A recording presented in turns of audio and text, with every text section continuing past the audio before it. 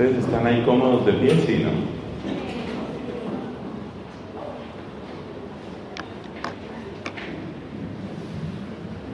En el nombre del Padre, y del Hijo, y del Espíritu Santo. Amén. Dios te salve María, llena eres de gracia, el Señor es contigo. Bendita tú eres entre todas las mujeres, bendito es el fruto de tu vientre, Jesús. Santa María, Madre de Dios, ruega por nosotros pecadores, ahora y en la hora de nuestra muerte. Amén. Yo creo que eso amerita otra Ave María.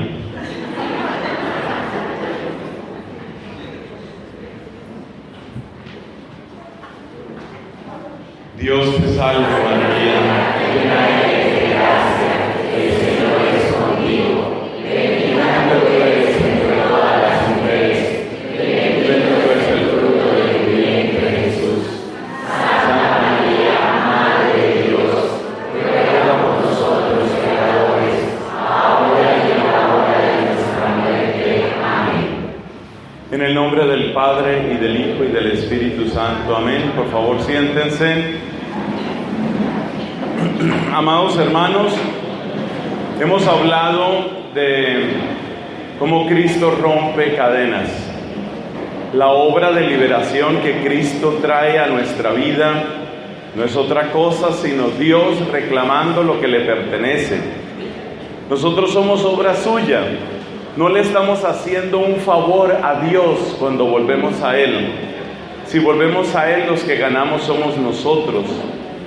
Dios es infinito e infinitamente poderoso y feliz en sí mismo. Pero ese Dios se goza porque es compasivo, porque es misericordioso. Se goza cuando ve que nosotros, sus hijos amados, dejamos atrás las cadenas del pecado y nos volvemos hacia Él. La obra de liberación de Cristo la estamos examinando en las distintas potencias del alma, según la distribución que tiene San Agustín. San Agustín habla de la inteligencia, la voluntad y la memoria como potencias del alma. Hemos tenido ya 3 predicaciones. En la primera hablábamos de cómo Cristo nos libera de las cadenas que limitan nuestra inteligencia, fundamentalmente lo que tiene que ver con la ignorancia, con el error, con el prejuicio. Cristo viene a romper esas cadenas para que nosotros lleguemos a conocer la verdad fundamental, y esa verdad fundamental es quién soy yo ante Dios y quién es Dios en sí mismo. Acercarse a ese Dios, conocer al Dios verdadero y conocerse uno en un proceso que nunca acaba, pero que por lo mismo no puede estar atado por cadenas. Eso es lo que significa que Cristo rompe las cadenas de la inteligencia. En la segunda predicación hemos hablado de la voluntad, subrayando mucho que el amor es una fuerza absolutamente poderosa y además indispensable en la vida humana.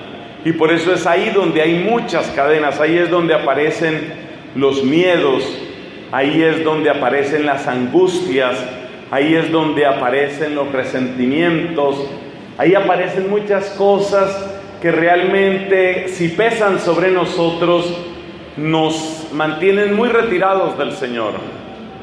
Por eso necesitamos el poder de Cristo para que se rompan esas cadenas.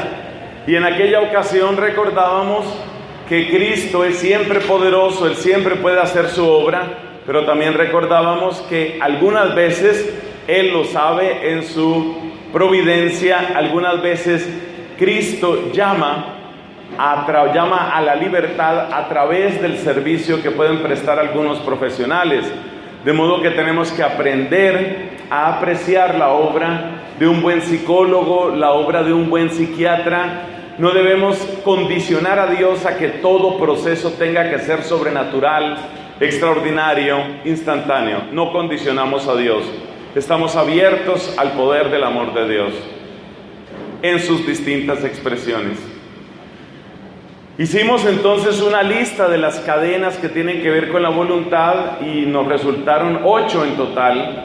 La última de esas 8 cadenas es particularmente densa porque es la que tiene que ver con lo que pretende el espíritu de las tinieblas en nuestra vida.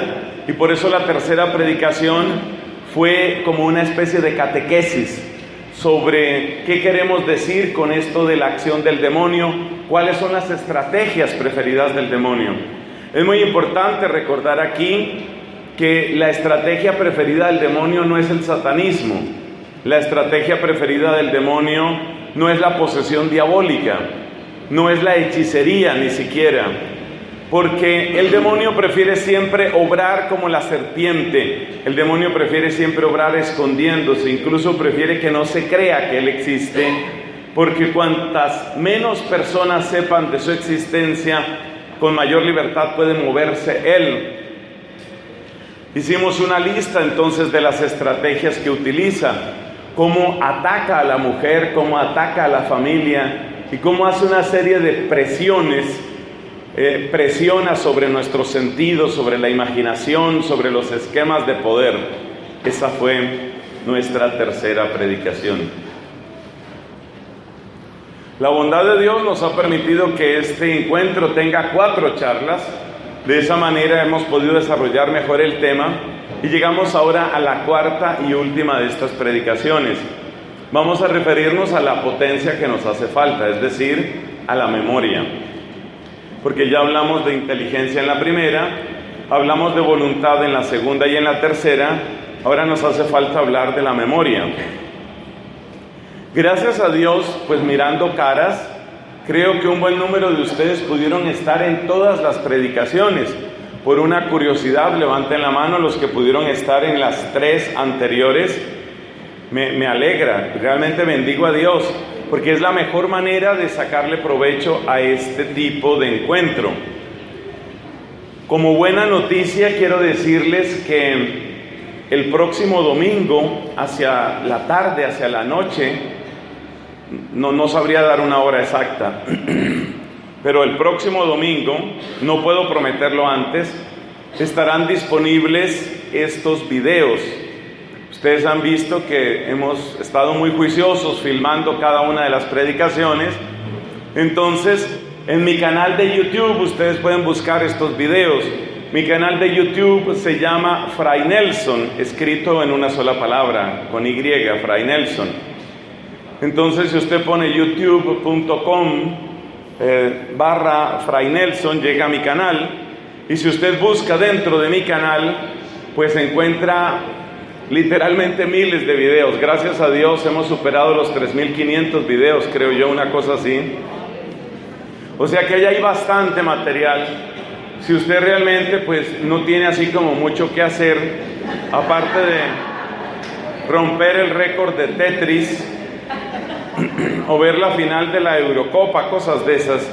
Si usted no tiene mucho que hacer, aproveche viendo buenos canales en internet, que los hay muchos.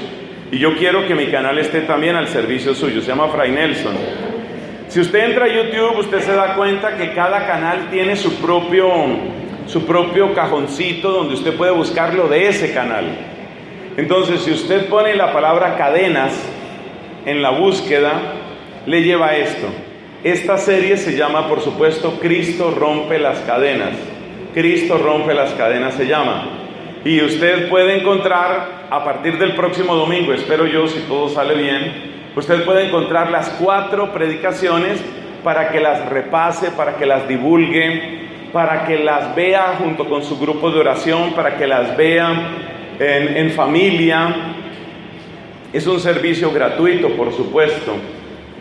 Gracias a la colaboración que ustedes dan, gracias a este tipo de invitaciones, pues luego se puede ofrecer ese material gratuito. ¿Por qué es para mí importante que sea gratuito? Porque hay muchos grupos de oración, porque hay muchas comunidades en lugares realmente muy pobres. Y es muy hermoso poder ofrecer material de la mejor calidad que podemos, de la mejor calidad para todos esos hermanos y hermanas.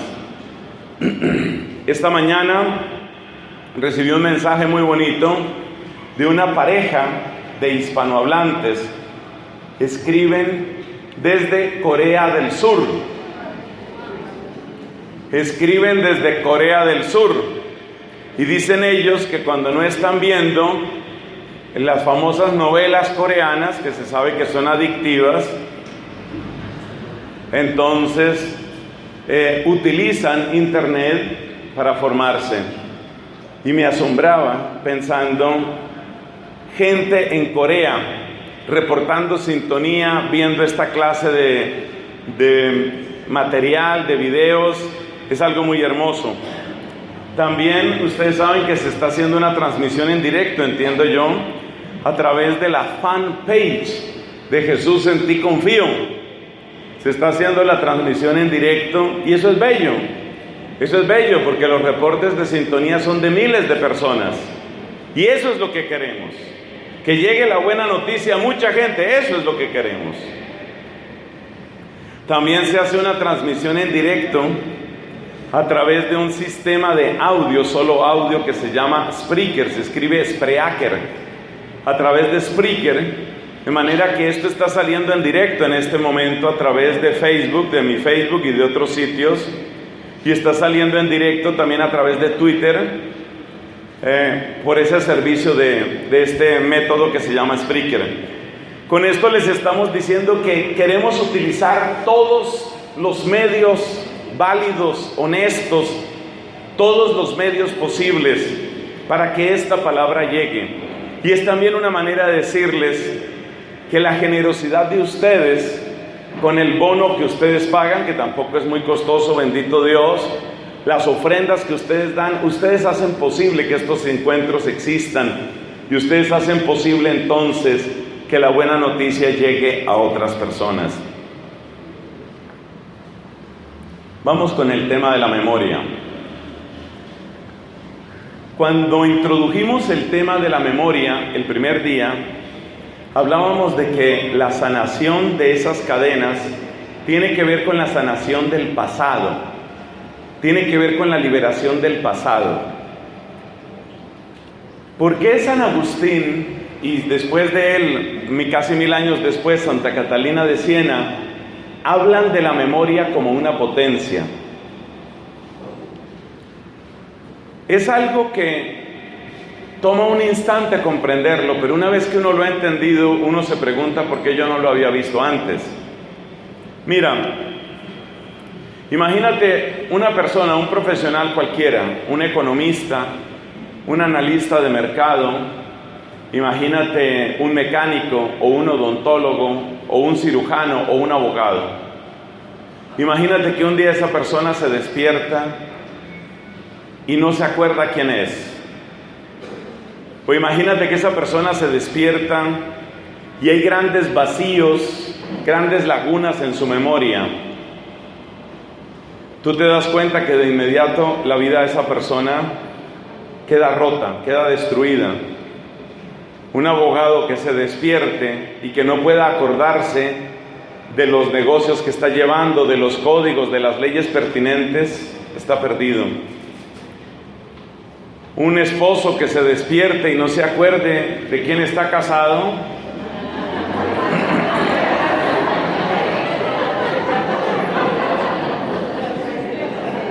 esa risa me la explican después. No entendí la risita. Que no se acuerde de quién está casado, pues ya no tiene matrimonio. Hay una frase que parece filosófica, tal vez sí lo es, pero que es perfectamente comprensible. La memoria nos mantiene en el ser. Somos lo que somos por la memoria. Y eso hay que aplicarlo a muchas cosas. Hay que aplicarlo a la vida personal, lo cual se entiende bien con lo que hemos dicho de estas personas, como el mecánico, el odontólogo, el abogado. Pero esto vale también para las parejas, vale para las familias, vale para los pueblos. Un pueblo sin memoria, unos votantes, un electorado sin memoria, un país sin memoria, es un desastre. Desde muy antiguo, ya por lo menos desde la época de los romanos, hay una frase muy famosa: el que no conoce la historia está condenado a repetirla. La memoria nos mantiene en el ser, pero la memoria también nos da una dirección que, si lo pensamos bien, es la dirección de la verdad, es la dirección de la autenticidad, es la dirección de la sinceridad. Precisamente porque nos acordamos de quiénes somos, precisamente porque nos apropiamos de lo que hemos sido, por eso llegamos a ser. Por eso Catalina de Siena asocia la memoria con el poder. Es decir, la memoria es la que me hace poder. El abogado que se despierta y resulta que por un accidente cerebrovascular se le ha borrado casi toda su memoria, no puede obrar como abogado. Se le ha terminado su carrera de abogado, quizás para siempre. O sea, la memoria es la que nos da el poder. El poder está asociado a la memoria, según Santa Catalina, de la misma manera que la verdad está asociada a la inteligencia y de la misma manera que el amor está asociado a la voluntad. Y ahí es donde viene ese esquema trinitario tan bello que tiene esta doctora de la Iglesia cuando dice que a través de nuestra memoria, en el fondo estamos buscando al que es la fuente de todo ser y todo poder, que es Dios Padre. Así como a través de nuestra inteligencia estamos buscando la sabiduría y la verdad, que es Dios Hijo, y así como a través de nuestra voluntad. El problema está en que no todas nuestras memorias, no todos nuestros recuerdos son bonitos. Así como hay recuerdos positivos, recuerdos que tienen un poder saludable sobre mí. Por ejemplo, acordarme de que soy un profesional o soy un técnico en tal cosa o tengo tal contrato, eso en sí mismo son elementos positivos. Pues tristemente también hay memorias negativas. Hay memorias que nos apartan de la alegría, que nos apartan de la paz. Hay memorias que nos destruyen, y esas memorias, eso que nos destruye, es necesario que sea vencido. Es necesario vencer esas memorias. Y ese es nuestro tema en este momento. ¿De qué hablamos? Hablamos de lo que sucede con las palabras que escuchamos, con las opiniones que recibimos, con las experiencias que tenemos. Qué hermoso sería que todas nuestras memorias fueran constructivas, pero lamentablemente hay muchas que no lo son. Hay experiencias, hay palabras, hay opiniones, hay juicios que son devastadores, que son destructivos. Y por eso necesitamos liberación también en lo que atañe a nuestra memoria. Hablemos entonces de cuáles son las cadenas de la memoria. Es decir, cuáles son esas experiencias o esas palabras que tal vez nos pueden amarrar. Cuando nosotros hablábamos de la inteligencia, lo primero que destacábamos era la ignorancia, ¿no? La ignorancia es la primera y la peor de las cadenas en la inteligencia, porque es como perder la carrera por ausencia, es como no presentarse a la competencia, es como perder desde el principio.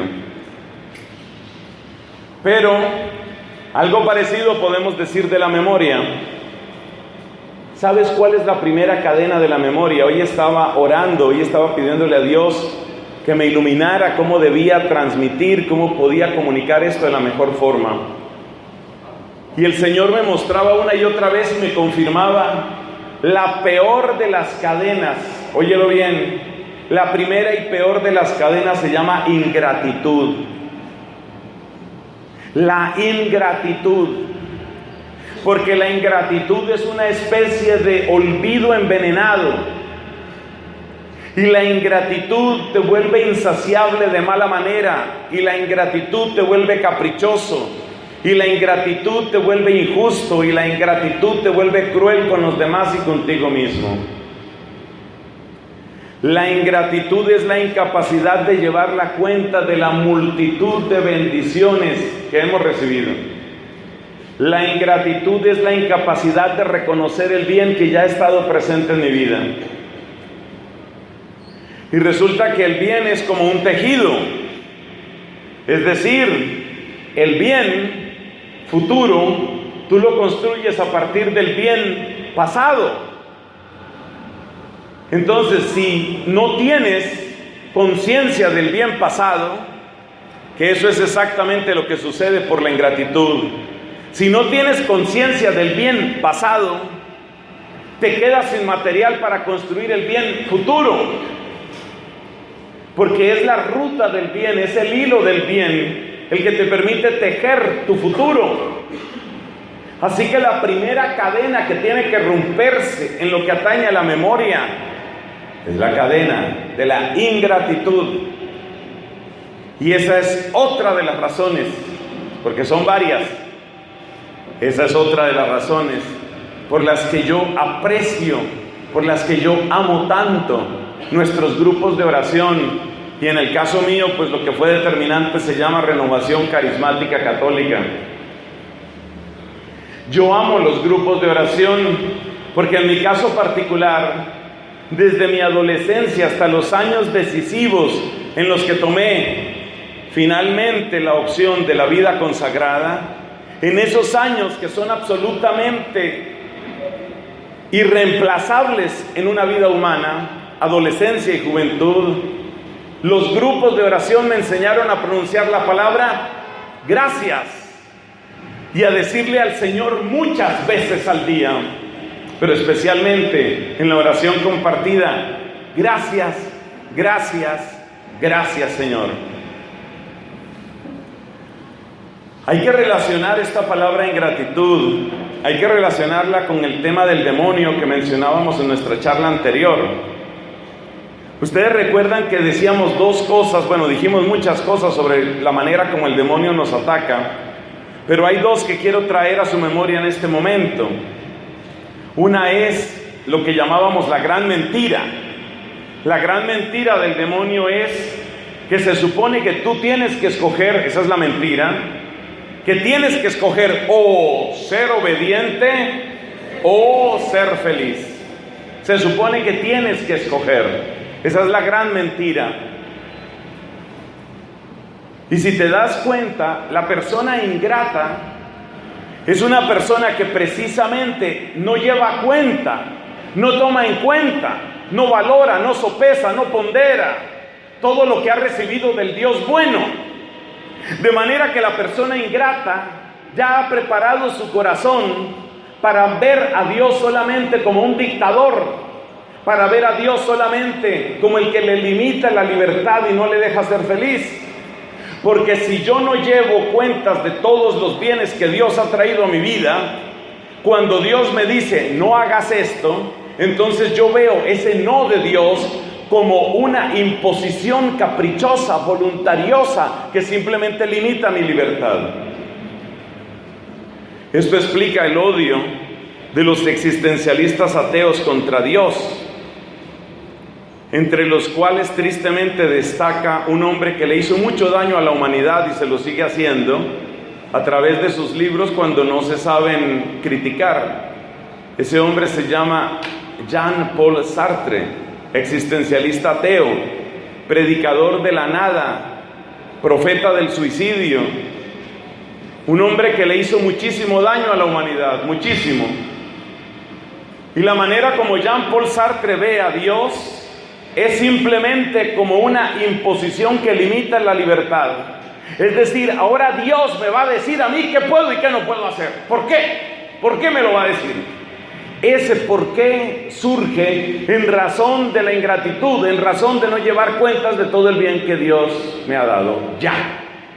O sea, la ingratitud te prepara para ser un perfecto sartriano. La ingratitud te prepara para ser un perfecto ateo, y la ingratitud te prepara para decir las más asquerosas blasfemias contra Dios, como las dijo muchas veces este señor y otros. Pero es eso. Si una persona me dice a mí, Fray Nelson, no coma esto, ¿por qué? Porque yo soy su médico hace 4 años, porque yo he analizado los resultados del laboratorio, porque hace mucho tiempo yo sé cómo va su salud y porque yo sé que usted no debe comer eso. Entonces yo le digo, usted tiene toda la razón, usted me conoce muy bien, gracias doctor por esa advertencia. Cuando yo hago memoria de quién es el que me está diciendo no coma eso, yo entiendo que me lo dice por mi bien, pero ¿de dónde saco que es por mi bien? De la historia, de lo que ya ha hecho por mí. Por eso yo no le puedo creer a un católico, yo no le puedo creer a una persona que tenga una verdadera fe católica, no se lo puedo creer si no está lleno de la palabra gracias. Si no siente gozo en decirle al Señor, gracias por tu amor, gracias por tu generosidad, gracias por la vida, gracias por la fe, gracias papá Dios, gracias. El que no tiene esa experiencia de decir ese gracias está preparado para caer en los lazos de la gran mentira. Porque el que no dice la palabra gracias es como si mirara a Dios como el gran caprichoso. Uno de los matemáticos más brillantes en el siglo XX, especialmente en el campo de la teoría de números y de la teoría de grafos y en otros campos, un húngaro norteamericano llamado Paul Erdős, tristísimamente era ateo. Él no quería saber nada de Dios, era un gran ingrato. Buen matemático, pero terriblemente ingrato con Dios y con mucha gente. Entonces, ¿cómo describía Erdős a Dios? Por medio de una blasfemia que me da vergüenza decir aquí. Para él Dios era el gran fascista, algo así como el dictador que simplemente impone su voluntad y quiere controlarlo todo. Qué tristeza, una mente tan inteligente pero tan cerrada. ¿Y qué cerró esa inteligencia a Dios? La ingratitud. Claro, si yo no hago cuentas de las bendiciones que he recibido de Dios, en el momento en el que Dios me dice, haz esto, o Dios me dice, no hagas esto, yo como miro esa palabra, como un capricho, como una imposición. ¿Por qué Dios me va a limitar a mí? Esa es la gran pregunta de Sartre, pero es la pregunta de un ingrato, es la pregunta de un desagradecido. O sea que la ingratitud te deja listico, madurito, redondo y preparado para que el demonio haga fiesta contigo. Cuidado con la ingratitud, cuidado. Lo de ser agradecidos con Dios no es una simple recomendación piadosa. El que no es agradecido con Dios ya está listo, maduro, preparado, redondo y en bandeja para que el demonio lo acabe. Por eso uno tiene que vivir en la gratitud. La segunda cosa que hay que recordar es que hacia el final de nuestra exposición sobre los ataques del demonio, decíamos que al demonio le gustan las almas tristes. El demonio ataca mucho por el lado de la tristeza, porque cuando una persona está triste, que es un estado anormal para el corazón humano, pues quiere salir de esa anormalidad. No es normal que una persona humana esté triste. La tristeza, nos enseña Santo Tomás de Aquino, es la reacción emocional propia de la presencia de un mal del que no me puedo desprender. Eso es lo que siento en la tristeza. Entonces, fíjate que la ingratitud me prepara para la tristeza. Porque resulta que la persona que tiene tan mala memoria para los bienes, seguramente tiene buena memoria ¿para qué? Para los males. El que tiene tan mala memoria para los bienes, por favor, eso para sus apuntes. Gracias a Dios, quedan más o menos unas 7 personas que no sé si están resolviendo un sudoku o están tomando. Yo digo, para mis adentros, están tomando apuntes. ¿Cierto? Yo lo que alcanzo a ver, por ejemplo, ahí en el cuaderno, yo digo, no está jugando, no está haciendo dibujitos. Bueno, en ese cuaderno yo quisiera que quedara esta frase. Y la frase es que cuando uno tiene mala memoria para los bienes, casi siempre tiene buena memoria para los males. ¿Y qué le pasa a una persona que empieza a recordar sus males y sus males y todo lo malo que le ha sucedido y todo lo malo que le han hecho y cómo lo han maltratado y cómo me sacaron, me excluyeron y cómo me oprimieron y me maltrataron y cómo fueron de injustos conmigo? Sonría, ¿qué voy a sonreír? Claro, no es posible la sonrisa para una persona así. Esa persona no puede tener alegría. Esa persona que tendrá una mezcla, un cóctel explosivo de ¿qué? Tristeza y rabia. ¿De dónde le vino su tristeza y su rabia? De la ingratitud. De la ingratitud, de ahí que viene. Entonces, la ingratitud trae las siguientes consecuencias, que lo deja usted. Esa expresión la utilizaba mucho una tía mía y también mi madre. Esa expresión, madurito. Lo deja usted madurito, listo, preparado, redondo y en bandeja para el demonio. Claro. Porque usted ahí va a empezar a decir que todo lo de Dios es caprichoso y todo lo de la iglesia es caprichoso. Todo lo de la iglesia es caprichoso. ¿Por qué? A ver, ¿por qué la iglesia tiene que meterse en mi vida? ¿Por qué? ¿Por qué la iglesia ahora quiere meterse y legislar todo? Y que el sexo y que el aborto y que... No, ¿por qué serán tan metidos? Métanse en sus sacristías, enciérrense allá. ¿Por qué se blasfema contra la iglesia? ¿Y por qué se blasfema contra Dios? Porque hay ingratitud. Cuando yo empiezo a comprender quién es Dios, cuando yo empiezo a comprender qué es la iglesia, cuando yo tengo verdadera memoria y gratitud, verdadera gratitud de lo que he recibido, entonces entiendo que hay una sabiduría. No todo lo voy a comprender en un primer momento, pero llego a entender que hay una sabiduría. Y si llego a entender que hay una sabiduría, llego a entender también que conviene para mí, redunda en mi propio bien obedecer, redunda en mi propio bien. O sea que la gratitud me prepara para la obediencia y la gratitud me prepara para la alegría. Escriba eso, señora, usted que está juiciosa en sus apuntes.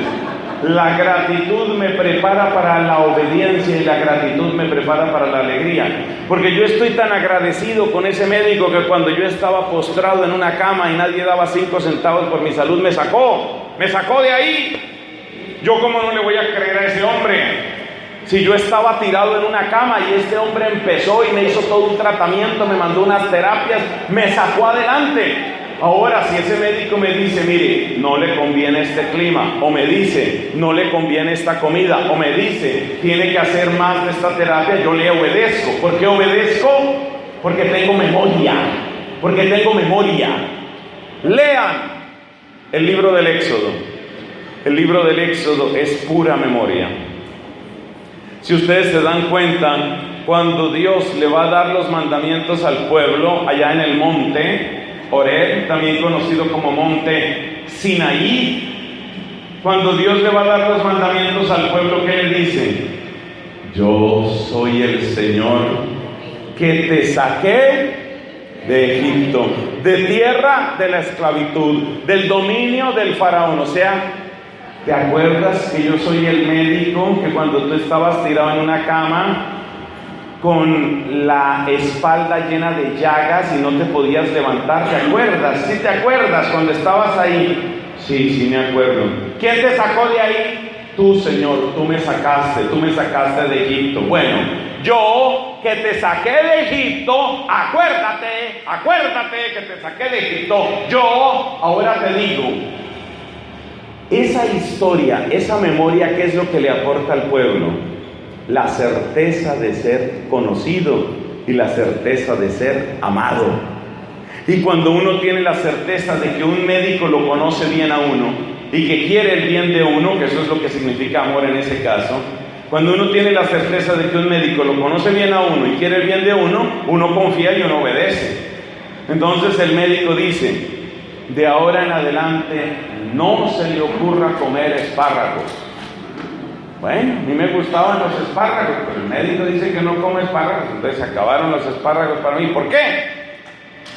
Porque es un médico que yo he visto y me acuerdo y tengo conciencia de que ¿qué? Me conoce y me quiere.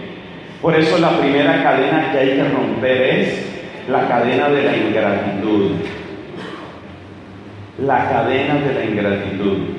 Lean Colosenses capítulo 1. ¿Qué dice San Pablo? Damos gracias a Dios Padre. Damos gracias a Dios Padre, que nos ha hecho capaces de compartir la herencia del pueblo santo en la luz. Él nos ha sacado del dominio de las tinieblas y nos ha trasladado al reino de su Hijo querido, por cuya intercesión, por cuyo sacrificio hemos recibido la redención, el perdón de los pecados. En la Santa Misa, esto se hace real. En la Santa Misa hay una parte donde se hace memoria. Esa parte se llama precisamente el prefacio. El prefacio es lo que empieza con este diálogo entre el celebrante y el pueblo. Dice el celebrante: el Señor esté con ustedes y con tu espíritu. ¿Qué sigue? ¿Sí va gente a misa aquí o no? Levantemos el corazón, demos gracias al Señor nuestro Dios. Fíjate las palabras que siguen. En verdad es justo y necesario, es nuestro deber y salvación dar gracias siempre y en todo lugar, Señor Padre Santo, Dios Todopoderoso y Eterno. Es nuestro, ¿qué dijo? ¿Y nuestra qué? A ver, más atentos por favor, sobre todo allá el señor que se está durmiendo, me hacen favor, le dan duro por la oreja. En verdad es justo y necesario, es nuestro y nuestra, oiga esas dos palabras, nuestro deber es una cosa que hay que hacer. ¿Deber qué es? Lo que hay que hacer. ¿Es nuestro qué? Y nuestra. Y sigue, darte gracias. ¿Cuándo? Ahí está en la misa. Si uno asiste a misa y pone cuidado, porque esa parte es importante, poner cuidado, la misa es el tesoro de tesoros. Darte gracias siempre y en todo lugar. Ese siempre a mí me llama la atención. Eso está tomado de San Pablo, ¿no? En todo damos gracias a Dios, dice San Pablo. ¿Sabe por qué es importante eso? Porque uno cree que debe dar gracias solamente cuando uno entiende, cuando a uno le gusta, cuando a uno le sirve. Y no, la Biblia dice dar gracias siempre y en todo lugar. Señor Padre Santo, Dios Todopoderoso y Eterno. Y luego viene una palabra tomada del original latino y traducida al castellano con la conjunción porque. Porque, y ahí viene lo propio del día. Porque el testimonio de los sagrados mártires, tal o cual cosa. Porque a través de las enseñanzas de San Ambrosio, ahí viene otro motivo de dar gracias. Porque en el esplendor de tus santos pastores, porque en la majestad manifiesta en la creación, porque en la belleza de la Santísima Virgen. Ese porque es el motivo particularísimo que tenemos para dar gracias en esa misa, sabiendo que hay que dar gracias siempre y en todo lugar. Es muy importante, esa parte de la ingratitud es muy importante y de esto se habla poco. Y hay gente que cree que Dios le debe, ¿no? Dios le debe. Agradezca que voy a su misa, agradezca. Los mendigos somos nosotros. Y hay que dar gracias siempre y en todo lugar, siempre. Quiere decir que cuando no entiendo también tengo que dar gracias. Cuando me duele también tengo que dar gracias. Cuando me superan las cosas tengo que dar gracias. Pero ¿cómo puedo dar gracias si acaban de decirme que tengo una enfermedad espantosa? ¿Cómo puedo dar gracias si hay un hijo mío que está en cuidados intensivos, está debatiéndose entre la vida y la muerte? ¿Cómo puedo dar gracias si acabo de tener una quiebra económica? Lo que sucede es que yo doy gracias no pensando solamente en lo que veo, sino también en lo que no veo. Doy gracias no solamente por el presente, sino también por el futuro. Doy gracias no solamente por la semilla, sino también por el árbol.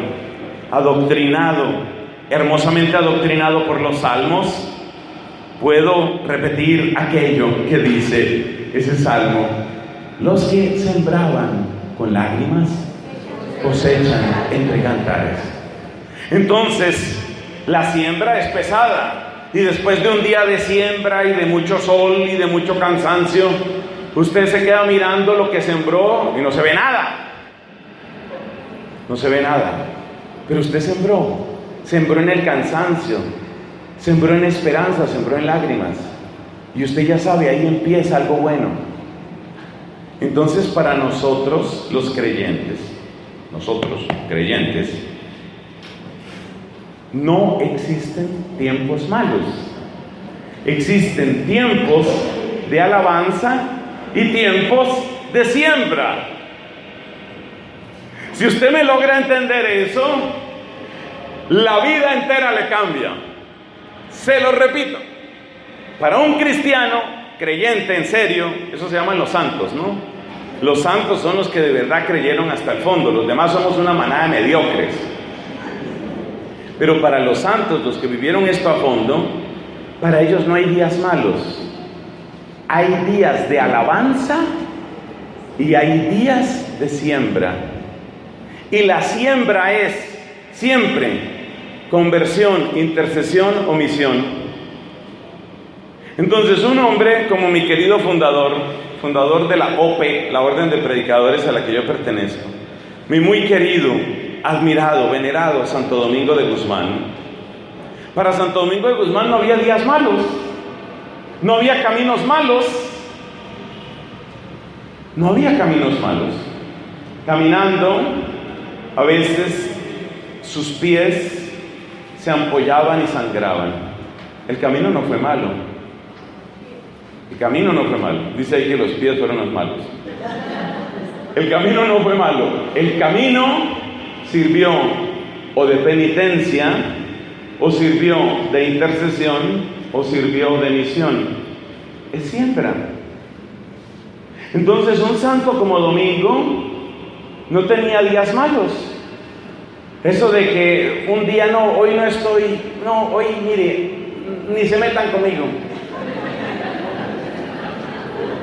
Mire, váyanse todos. Eso no existe para un cristiano. Eso no existe para un cristiano.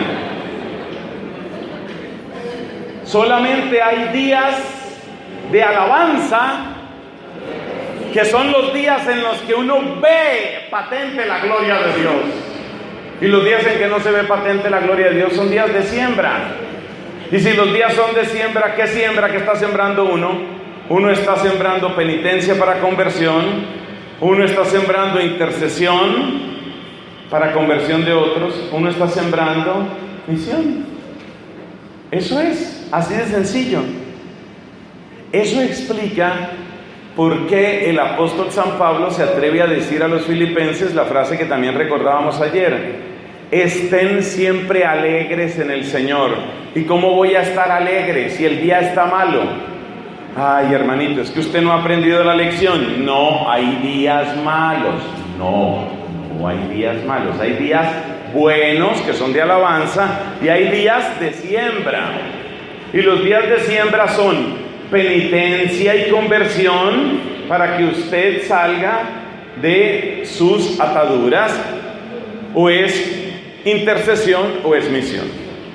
Bueno, le hemos dedicado mucho tiempo a esta primera cadena porque es que es la más importante, realmente es la más importante de todas.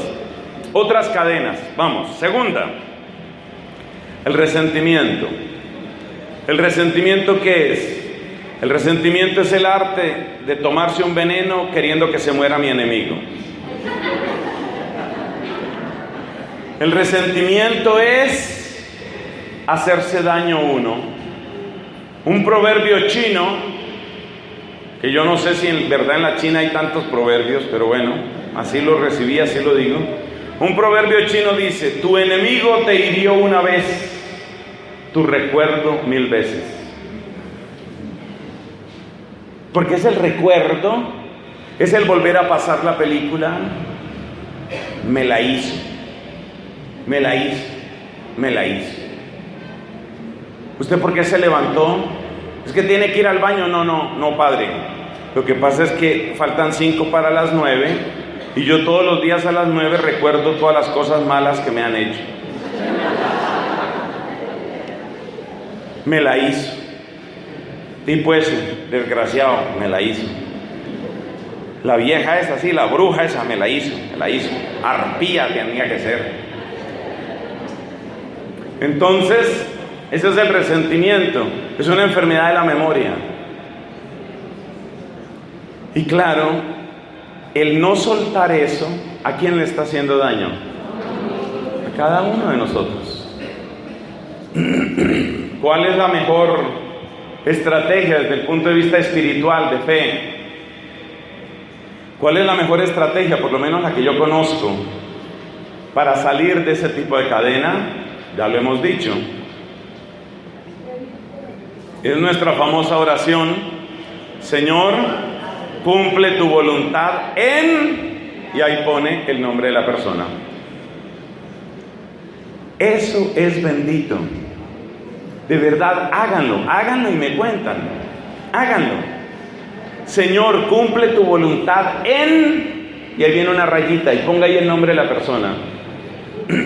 Cada vez que usted dice esa frase, usted está soltando más a esa persona que le hizo daño. Y usted está cada vez más libre.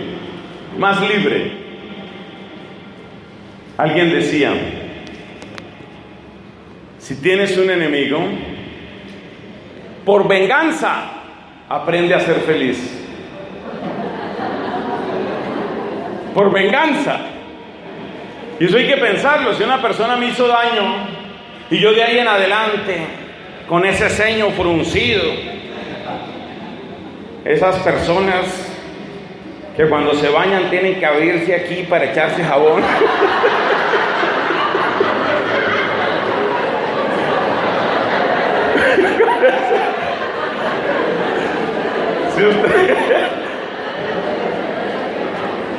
Si usted está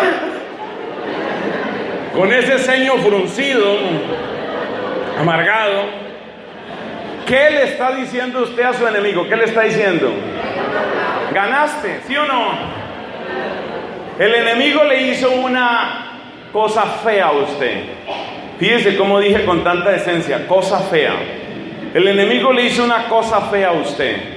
Y de ahí en adelante usted amargado, encogido, entumido, con espasmos en todas partes, espasmos en el codo, espasmos en el tobillo,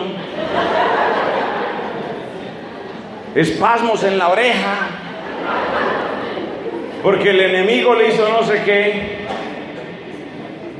Con esa sinfonía de espasmos, usted le está dando la razón al enemigo. ¿Qué le está diciendo? Ganaste.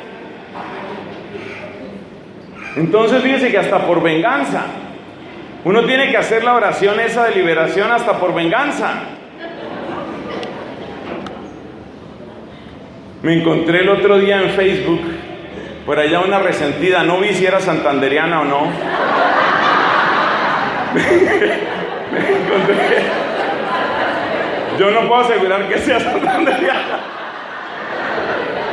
pero decía, ¿quién sabe a quién le decía? Ni te elimino ni te bloqueo. Oiga, que esto tiene su sabor, ¿no? Ni te elimino ni te bloqueo, para que veas que sin ti puedo. Es como una venganza, ¿no? Bueno, yo no lo digo con espíritu de venganza, pero verdad que el resentimiento uno no puede dejar que se adueñe de uno. No puede dejar que se adueñe de uno. Tercera cadena. La tercera cadena se llama desarraigo. ¿Qué es desarraigo? Desarraigo es olvidar las raíces. Desarraigo es olvidar el camino que uno ha recorrido. Desarraigo es olvidar los sacrificios que hicieron los papás. Desarraigo es olvidar de dónde viene este país, de dónde viene esta raza, de dónde viene este pueblo. El desarraigo hace mucho daño. Porque como ustedes ya se podrán imaginar, el desarraigo lo hace a uno ¿qué? Ingrato. Entonces el desarraigo prepara la ingratitud. El desarraigo te hace indigno del pasado. El desarraigo te hace indigno de los tesoros que has recibido. El desarraigo te hace indigno de ser tú mismo. En términos de fe, el desarraigo significa dejar de apreciar los inmensos bienes que uno tiene por el solo hecho de ser cristiano. Entonces hay que luchar contra el desarraigo. Le decía el apóstol San Pablo a Timoteo, que eso tiene hasta música muy bonita. Acuérdate de Jesucristo, resucitado de entre los muertos. Esa es una de las varias melodías que tiene ese texto de San Pablo a Timoteo. Acuérdate de Jesucristo. Acuérdate de lo que Cristo ha hecho por ti. Esa es tu raíz. Estamos arraigados, estamos cimentados en Él. Y cuando uno ve dónde está la raíz de uno, cuando uno ve de dónde ha salido uno, eso tiene fuerza, eso te da fuerza. O sea, el combate de hoy lo ganas con las raíces que vienen de tu ayer. Eso es indispensable. Además, la pérdida de raíces hace que obremos de una manera irresponsable. Ustedes saben que Colombia, por ejemplo, es un país sin memoria. Eso es muy triste, muy triste. Colombia ha tenido gente grande en todos los campos que usted se imagine. Hemos tenido grandes científicos, hemos tenido grandes estadistas, hemos tenido grandes políticos. Pero ¿cuál es el problema? El problema es de desarraigo. Que esas personas no las hemos sabido apreciar, estudiar. Su herencia no ha estado presente. Y como no ha estado presente, ¿cuál es la herencia que queda? La de los pícaros. A ver quién roba más, a ver quién se sale con la suya. Entonces, desde el punto de vista cristiano, es muy importante el arraigo. Es muy importante, y por eso son muy importantes las humanidades. Es una tristeza cómo en los estudios superiores cada vez se van sacando más y más las humanidades. Cada vez importa menos la historia, la geografía, la literatura, la filosofía. Todo eso lo van sacando. ¿Para qué? Para que todos nos volvamos robots. Para que únicamente estemos pensando en cómo trabajar y producir. Pero acuérdese la rueda que ya hemos mencionado muchas veces: producir, consumir y entretenerse. Eso es lo que quieren que seamos: autómatas que producen plata, que consumen plata y que luego se distraen con cualquier pantalla. Eso es lo que quieren de nosotros. Entonces dése cuenta la importancia del arraigo. En las conversaciones que ustedes tengan con sus hijos, háganles ver esta clase de cosas desde que son pequeños, desde que son incluso niños. Hay que hablar de esto. Cuéntenle sus historias a sus hijos, cuéntenle sus sueños a sus hijos. Es muy importante, háblenles de esto a sus hijos y a sus nietos, en fin, a los que vengan, ya que hay gente que puede hablarle a los bisnietos tranquilamente. Sigamos. Cuarta cadena: la culpa enfermiza. Esa es una cadena terrible. Los psicólogos llaman a eso complejo de culpa. ¿Qué es la culpa enfermiza? Es la situación de la persona que no logra perdonarse. Es la situación de la persona que está como en guerra consigo misma. Yo cómo fui a hacer eso, yo la embarré. En el fondo lo que se está diciendo esa persona es: yo me merezco mi suerte. Pero perdónenme la expresión que voy a utilizar: yo me merezco mi puerca vida, me merezco mi puerca suerte, porque yo para eso me equivoqué. Es como una persona que está castigándose y castigándose y castigándose. Y esto tiene muchas variantes. Conozco, por ejemplo, la historia de muchas personas que han tenido un aborto y luego no logran perdonarse de ninguna manera. Esa es una variante. También conozco el caso de aquellas señoras, más le sucede a las mujeres porque son más sensibles, más generosas y más amorosas que nosotros en general. El caso de esas señoras que dicen: sí, yo tengo un hijo lleno de problemas, Pero es que esa fue la época en que estábamos, era en la vida loca y en las peleas con el esposo, y ninguno de los dos tenía tiempo para ese hijo. Pero la manera como habla esta mujer es como diciendo: queda justificado para siempre que este tipo sea un criminal, no sirva para nada y sea un irresponsable. ¿Por qué? Porque en el fondo yo me lo merezco, y yo me lo merezco porque yo no fui buena madre. ¿Ve? ¿Qué está haciendo esa mujer? Está en un complejo de culpa, está en una culpa enfermiza. Es muy importante, desde el punto de vista de nuestra fe, es tan grandioso encontrarse con Jesús. Es grandioso encontrarse con Jesús, entre otras cosas, porque el que se encuentra con Jesús se encuentra con un perdón que marca una vida nueva. Lo antiguo ha pasado, lo nuevo ha comenzado. Eso es tan importante, que cuando Dios perdona, perdona. Eso es muy importante.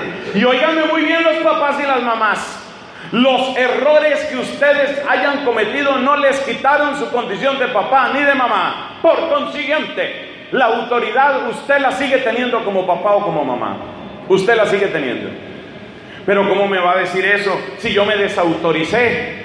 Algunas mamás, sobre todo, que llevaron una vida, una conducta inapropiada, porque resulta que son historias que uno conoce, ¿no? A esta mujer la dejó el marido y entonces ella quedó sola, y después entonces conoció otro hombre, y después conoció otro hombre, y entonces ya ha habido por lo menos 3 hombres en su vida, y luego la hija empieza a tener sus novios, y entonces ella se siente sin autoridad moral, dice ella, para decirle nada a la hija, porque y ella misma pues llevó una vida que no era correcta.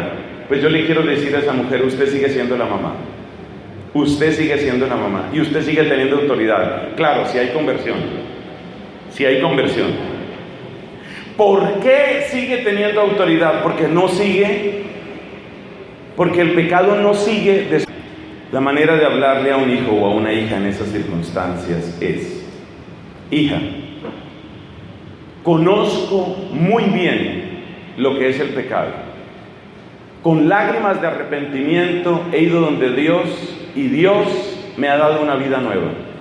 No hay ninguna razón para que usted coma la basura y viva la porquería que yo viví. De modo que le digo, no de parte mía, sino de parte de Dios, el camino no es ese. Y es mi deber decirlo como mamá, por encima de lo que haya sucedido en mi vida, de lo cual ya me he arrepentido y Dios me ha perdonado. Esa es la manera de hablar. Pero por favor, no dejen de ser papás, no dejen de ser mamás.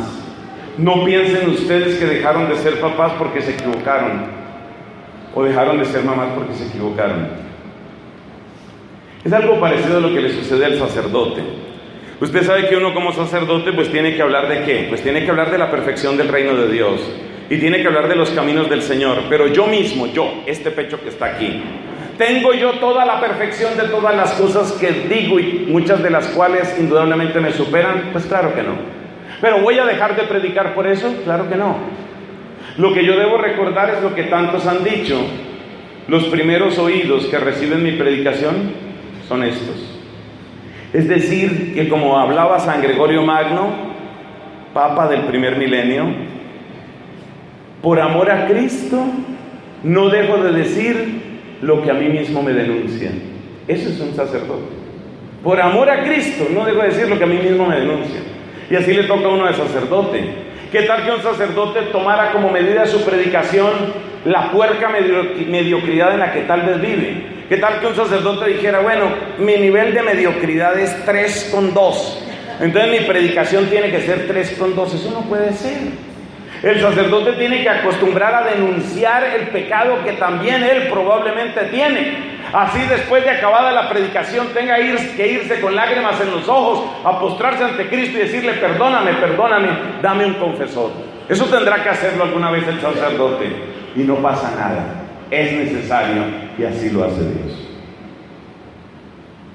Entonces esa era la cuarta cadena: no se dejen atrapar por la culpa. Cuando Dios perdona, perdona. Es necesario entregarle las culpas a Dios, y es necesario decirle esta otra frase para quienes están apuntando las frases. Dígale esta frase a Dios, que me parece de lo más bello y fuerte. Dígale a Dios: te doy permiso de que hagas una historia nueva con mi barro viejo. Eso lo dice Jeremías. Nosotros somos ese barro que Él va reformando. Y el buen alfarero, ¿qué hace? Reforma eso que se está haciendo antes de que llegue el horno. Cuando ya llega el horno, ya no se puede reformar. Pero el horno, ¿cuál es? Pues el horno es la muerte. Ahí es donde quedamos ya para toda la eternidad. Entonces, antes de que llegue el horno, Dios puede hacer maravillas. Te doy permiso, Señor, de que hagas una obra nueva con mi barro viejo. Y Dios hace cosas maravillosas. Está muy cerca la festividad de una mujer que el Papa Francisco ha destacado muchísimo. Se llama Santa María Magdalena. La celebración litúrgica de esta mujer ha sido exaltada, ha sido elevada por el Papa Francisco. Antes tenía la categoría de memoria. El Papa Francisco ha querido que suba un escalón. Ahora Santa María Magdalena tiene el carácter de fiesta litúrgica en toda la Iglesia Católica. Es decreto del Papa Francisco. Para recordarnos, entre otras cosas, que cuando Dios cambia una vida, la cambia. Y hay que admirar y hay que querer a Santa María Magdalena, que es testimonio de ese poder de Dios. Quinta cadena. Esto va llegando a su final. Queridos amigos, la quinta cadena se llama falsa confianza. Podríamos decir que es como el reverso de lo que acabamos de explicar. ¿A qué llamamos falsa confianza? Falsa confianza es el creer uno que porque uno no ha hecho algo, entonces ya no lo va a hacer. O el creer uno que la virtud pasada es suficiente para el tiempo futuro. Tratemos de explicar esto por medio de un ejemplo. Resulta que una persona que no ha cometido un pecado no quiere decir que no lo pueda cometer. Quiere decir que por una parte las circunstancias no han sido tan fuertes, por otro lado la voluntad de la persona ha sido suficientemente fuerte para esas circunstancias, y sobre todo quiere decir que la gracia divina le ha preservado. Debemos aprender siempre de los santos. Entre los santos hay uno que es fascinante por su estilo carismático, un santo del siglo XVI llamado Felipe, San Felipe Neri.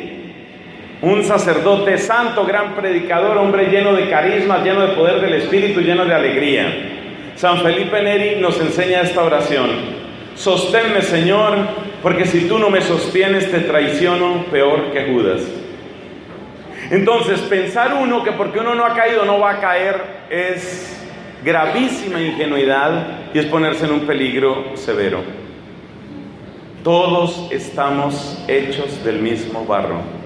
Y aún en las circunstancias más adversas, es posible que el valiente persevere, pero también es posible que el valiente caiga.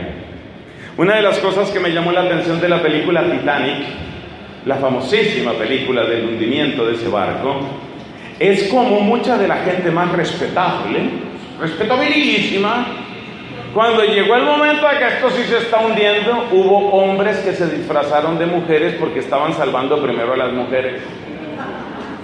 O sea que en el momento duro, en el momento complicado, en el momento de la prueba, en el momento de la presión, del ataque o en el momento de la seducción, cualquiera cae. Así que es cadena de la memoria creer uno que porque ha sido bueno ya va a ser bueno. Nadie se fíe de la virtud pasada. Nadie se fíe de lo que ha sido. Podemos caer, lamentablemente podemos caer todos, y por eso todos tenemos que ser humildes, orantes y precavidos. Sexta cadena, los múltiples complejos que tienen las personas. Por eso fue una vez un señor donde el psicólogo, no sé si fue por aquí una oficina que conozco, le dijo: doctor, yo pues tengo complejo de feo. Y el doctor le dijo: bueno, de complejo nada.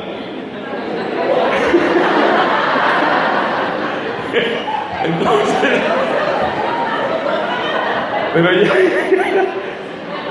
pero ya fuera de chiste, los complejos, y son terribles, son tan terribles que en algunos casos, lo mismo que hemos dicho de la voluntad, de verdad se necesita, ya fuera de chiste, se necesita cierta ayuda profesional. Sobre esto de los complejos hay tantos chistes tan buenos que les voy a echar otro. Un señor que tenía el complejo de que él era un grano de maíz.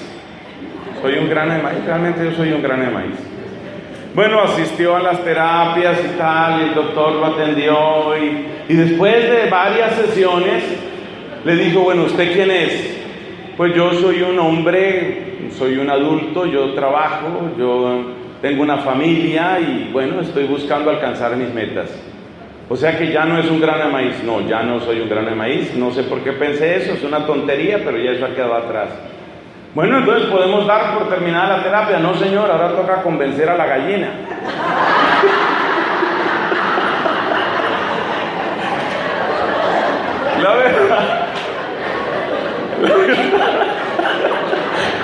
La verdad es que el tema de los complejos es fuerte. En estos temas que están tan ligados a la psicología, siempre yo advierto que habrá casos en que de verdad toca ir donde un especialista. Pero yo digamos que puedo dar alguna sugerencia para los casos que no son excesivamente graves, porque yo he visto que la mayor parte de los complejos no son excesivamente graves. ¿Sabes de qué provienen? Provienen de las palabras que nos dijeron cuando éramos niños. Ay, pero sí, será bruto, mi hijo, pero... Ay, mi hijo, pero dele descanso a esa brutalidad suya. Y entonces, con esa manera, esas palabras que por impaciencia, por cansancio o por otra razón, los papás o las mamás dicen a los hijos, a la mamá luego se le olvida que lo dijo. Pero esas palabras quedaron grabadas profundamente en el recuerdo. De ahí vienen muchísimos complejos, muchos complejos. Entonces, es ahí donde tiene un gran poder liberador Jesucristo. Porque el amor que nos da Cristo es un amor sin condición alguna. Eso es lo que en teología se llama gracia. Dios nos ama gratuitamente. Dios nos ama porque nos ama. Es por su propia gracia, por su propia compasión y misericordia. Así nos ama Dios. Y no hay nada que sea más liberador en ese nivel de complejos. Por última vez advierto, habrá circunstancias en que es necesaria una ayuda profesional. ¿Estamos de acuerdo? Pero para la gran mayoría de los complejos sirve eso. Otros complejos no vienen de la familia, otros complejos vienen del entorno social. Por ejemplo, en el entorno social hay una especie de imagen de lo que es la mujer perfecta. La mujer perfecta debe medir 1,72 o más. Ya eso descabeza a mucha gente. Mucha gente. La mujer perfecta debe tener tantas medidas de busto, de cintura, de cadera. Por ahí ya cae otra cantidad de gente. La mujer perfecta debe tener el cabello rubio, por ejemplo. Entonces, Shakira, que tenía su cabello negro, nada, le toca vivir pintada. ¿Por qué? Porque ese es el modelo perfecto. Ese modelo perfecto va creando un complejo, porque hay cosas que son difíciles. Uno no puede vivir empinado todo el tiempo, con tacones todo el tiempo, entrar a la ducha con tacones para sentir que tiene 1,71.5 ya casi arriba.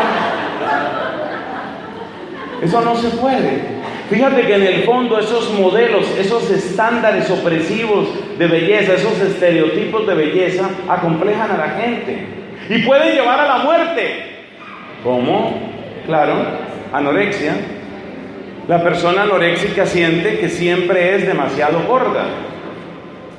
A mí, en cambio, me sanaron pronto de la anorexia.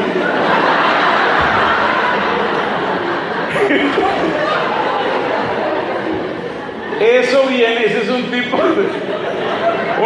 de opresión que uno tiene que ser, y si no es de este color, y si no es de esta estatura, y si no va al gimnasio, y si no tiene esta sonrisa, y si no tiene, yo por ejemplo ya me estoy dejando una barba que es la que está de moda.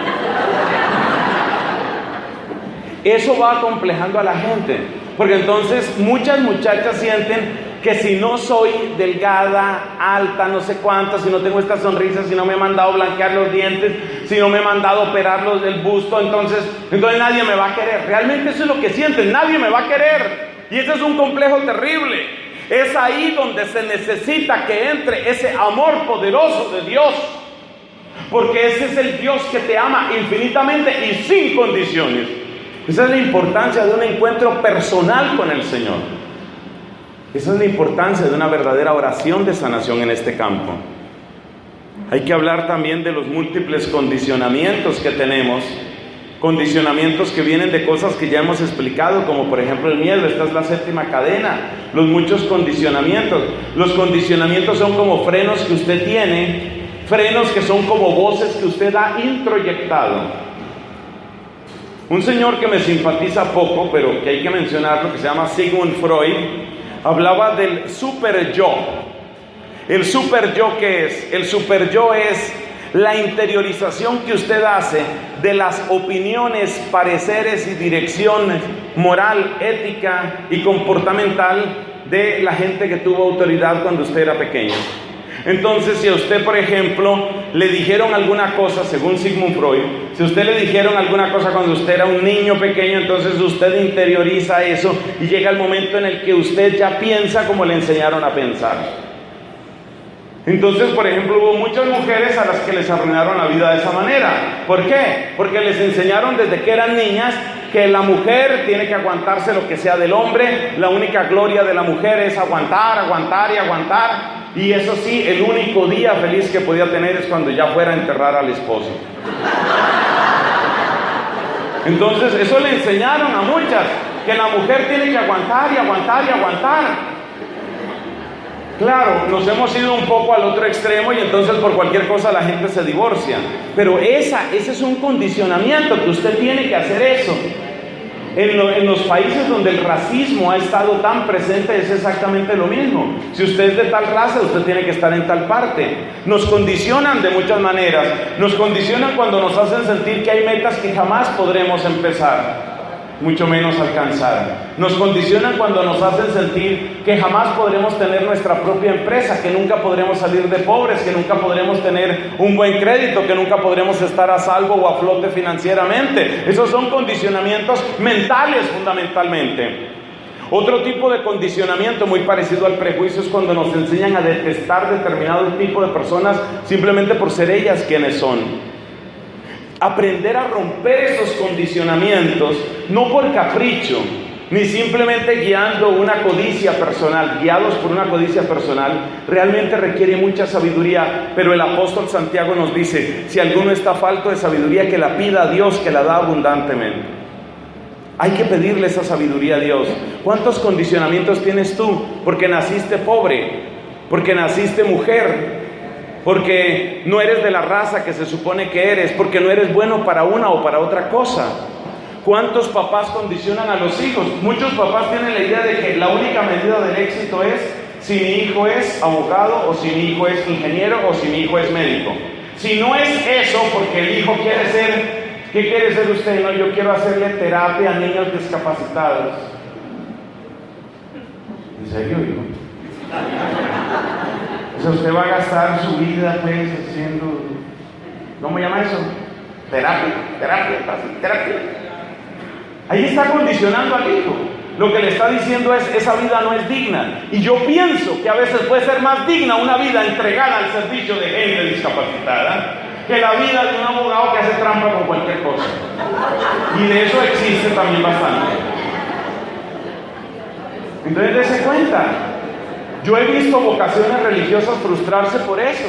¿Y usted qué quiere ser? Misionero. Ay, misionero, a que lo maten los zancudos allá. ¿Ven? Esos son condicionamientos. Hay que pedirle sabiduría a Dios, sabiduría, para no obrar simplemente por reacción, pero tampoco dejarse uno condicionar tan fácil y tan tontamente. Uno no se debe dejar condicionar. Tú eres mucho más libre de lo que crees, pero la libertad tiene que empezar en tu mente. Y el primero que quiere liberar tu mente y tu memoria es el Señor. Acabamos con la última cadena. La última cadena es la recriminación. La recriminación, ¿qué es? Es el mecanismo mental por el que siempre hay otro que es responsable. Yo nunca hice lo que tenía que hacer. ¿Por qué? Por mi mamá. Mi mamá me arruinó a mí. Yo iba a hacer otra cosa. Lo que yo hubiera sido, yo me hubiera perdido de vista. Pero mi mamá, mi mamá no me dejó realmente, no me dejó. Mi papá no me dejó. Los ricos de este país, los políticos no me dejaron. Es estar buscando a quién echarle la culpa. Ese pretender explicar ya todo mi pasado, por todo mi futuro, por lo que pasó en mi pasado. No. Una vez más te lo digo. El Señor hace de ti una criatura nueva. Te invito a que lo tomes en serio. El Señor hace de ti una criatura nueva. Recíbelo. Recibe su amor. Recibe su fuerza. Recibe su bendición. Gloria al Padre, al Hijo y al Espíritu Santo.